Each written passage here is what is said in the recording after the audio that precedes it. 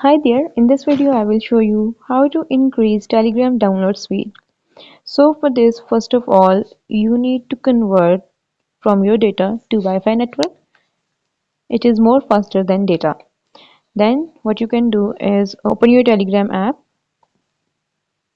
and click on three lines in the top left corner, and there we have settings. Click on it.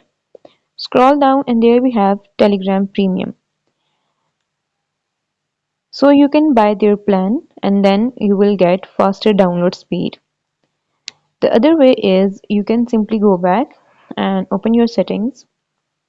From here you can search for app management or apps and choose app list. From here you need to find Telegram. Now here we will go with Telegram. Okay, here it is. Click on it and now click on storage and cache. Now here we need to click on clear cache and now click on clear storage. And now you need to log in with your Telegram account again. Now you can download videos and photos instantly. In this way you can increase download speed of Telegram. So if you found this video helpful, make sure to like the video and subscribe our channel. See you guys in the next one. Bye.